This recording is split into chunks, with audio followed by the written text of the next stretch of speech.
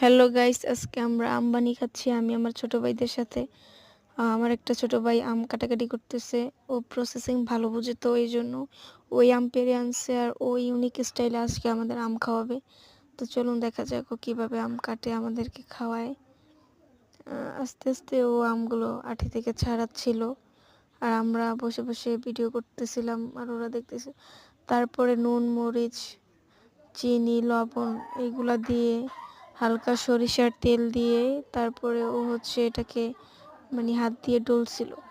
সরিষার তেল দিলে একটু অন্যরকম ঘ্রাণ আসে, আপনারা সবাই জানেন। এই জন্য ও একটু বেশি করে সরিষার তেল নিচ্ছিল যাতে অন্যরকম একটা ফিল পাওয়া যায়। অ্যান্ড লাস্ট স্টেপে ও এটাকে পুরো হাত দিয়ে মুছে নেবে।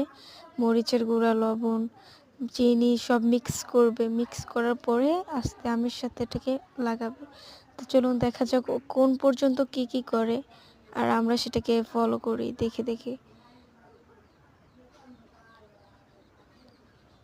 অ্যান্ড এটাও মিক্স হওয়ার পরে ও আমের সাথে এটা মেশাতে যাচ্ছে আর আমের সাথে মেশালে আসল টুইস্ট চলে আসবে আমটার।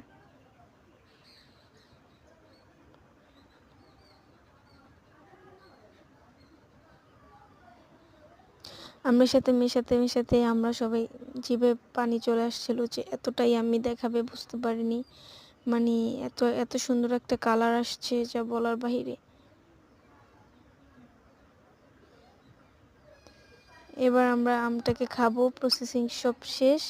এট লাস্ট আমরা আম খাচ্ছি। আমি খাইনি অবশ্য, ওরাই আগে খাচ্ছে। এই যে ও বানাইছে, ওরা খেয়ে যে রিয়াকশন দিচ্ছে ভাই, এত সুন্দর রিয়াকশন।